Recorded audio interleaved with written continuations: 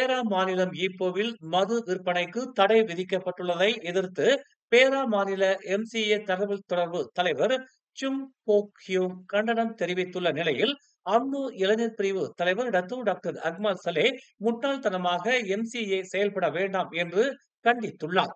Ipoh மாநகரத்தில் மலாய்க்காரர்கள் அதிகம் வசிக்கும் பகுதியில் மது விற்பனைக்கு தடை விதித்தாலும் மது அருந்துவதற்கு தடை விதிக்கப்படாத நிலையில் பேரா மாநில எம்சிஏ எதிர்ப்பு தெரிவிப்பது முட்டாள்தனமாக இருக்கிறது என்று அக்மால் சலே தெரிவித்துள்ளார்.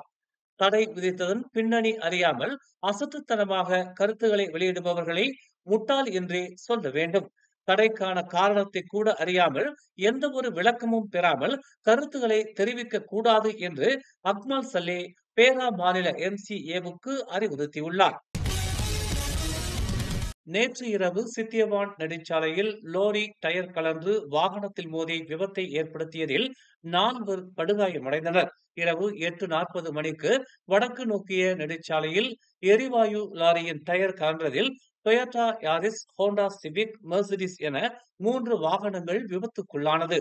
இந்த விபத்தில் மெர்சிடிஸ், ஹோண்டா சிவிக் வாகன ஓட்டிகள் காயம் இன்றி தப்பியதாகவும் டொயோட்டா யாரிஸ் ரக வாகனத்தில் இருந்த 3 முதல் 36 வயதுள்ள 4 படுகாயம் அடைந்ததாகவும் தெரிவிக்கப்பட்டுள்ளது. ஜொகூரில் உள்ள ஒரு பேரங்காடியின் கழிப்பறையில் பெண்ணின் சடலம் ரத்த வெள்ளத்தில் கிடந்தது. நேற்று மாலை 2:28 மணியளவில் பொதுமக்கள் கொடுத்த தகவலின் அடிப்படையில் காவல்துறையினர் சம்பவ இடத்திற்கு விரைந்து அப்பெண்ணின் சடலத்தை மீட்டதாக வடக்கு ஜொகூர் மாவட்ட காவல்துறை தலைவர் உதவி ஆணையர் பல்பீர் சிங் தெரிவித்தார். முதற்கட்ட விசாரணையில் உயிரிழந்தவர் தாய்லாந்து நாட்டு பெண் என அடையாளம் காணப்பட்டுள்ளதாகவும் சம்பவ இடத்தில் குற்றவியல் கூறுகளுக்கான தடயங்கள் எதுவும் இல்லை என்றும் தெரிவிக்கப்பட்டுள்ளது. சம்பந்தப்பட்ட பேரங்காடி நிறுவனம் காவல்துறையின் விசாரணைக்காக முழுமையாக ஒத்துழைப்பு வழங்குவதாக தெரிவித்துள்ளது. சுங்கை பசார் சாலையில் மம்மி போல உடல் முழுவதும் வெள்ளை துணியால் சுற்றி சாலையில் ஆடவர் ஒருவர் நடந்து செல்லும் காணொளி சமூக வலைதளங்களில் பரவியதை அடுத்து சபாபெர்னாம் காவல்துறையினர் 25 வயது இளைஞரை கைது செய்துள்ளதாக சபாபெர்னாம் மாவட்ட காவல்துறை தலைவர் உதவி ஆணையர் ராபின் குகா தகுர்தா தெரிவித்துள்ளார். நேற்று காலை 10 மணி அளவில் சுங்கை பசார் பகுதியில் உள்ள ஜலான் பஞ்சாங் பெடானா சாலையில் இச்சம்பவம் நிகழ்ந்ததாகவும் பொதுமக்களுக்கு அச்சுறுத்தலை ஏற்படுத்திய சம்பந்தப்பட்ட 25 வயது இளைஞர் கைது செய்யப்பட்டு விசாரணை நடத்தப்பட்டதாகவும் அவர் கூறினார்.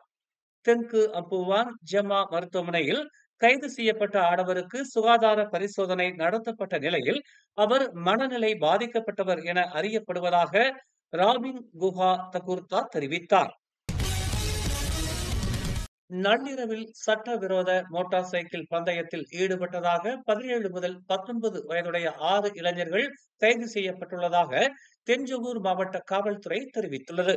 ஜொகூரின் நகர சாலைகளில் நள்ளிரவுகளில் சட்டவிரோதமாக மோட்டார் சைக்கிள் பந்தயம் நடத்தப்படுவதாக பெறப்பட்ட புகாரின் அடிப்படையில் நேற்று நள்ளிரவு 1 மணி அளவில் காவல்துறையினர் நடத்திய சோதனையில் 12 மோட்டார் சைக்கிள்கள் பறிமுதல் செய்யப்பட்டதாகவும் 11 வயதுடைய 6 மோட்டார் சைக்கிள் ஓட்டிகள் கைது செய்யப்பட்டதாகவும் தென்ஜொகூர் மாவட்ட காவல்துறை தலைவர் உதவி ஆணையர் ரவூப் சலாமாட் தெரிவித்தார். கெடா அலோஸ்டாரில் உள்ள ஒரு வீட்டில் இன்று ஏற்பட்ட தீ விபத்தில் 2 ஆண்கள் எரிந்து இறந்த நிலையில் கண்டெடுக்கப்பட்டனர். பாதிக்கப்பட்டவர்களின் அடையாளங்கள் இன்னும் கண்டறியப்படவில்லை என்று கெடா தீயணைப்பு மற்றும் மீட்புத்துறையின் மூத்த செயல்பாட்டு அதிகாரி அசாத் முகமது தெரிவித்தார்.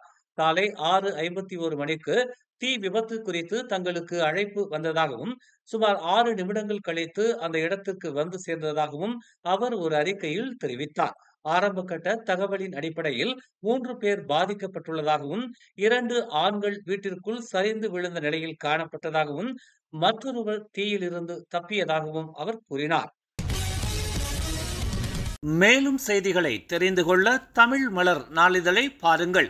உடனுக்குடன் செய்திகளை தெரிந்து கொள்ள தமிழ் மலர் இணையதளம், தமிழ் மலர் செயலி மற்றும் மலர் டிவி யூடியூப் சேனலை வலம் வாருங்கள். எங்களோடு இணைந்திருக்க மலர் டிவியை பதிவு செய்து கொள்ளுங்கள். உறவுகள் மகிழ்ந்திட விருப்பம் மற்றும் பகிர்வு சேவையை சொடுக்கிடுங்கள்.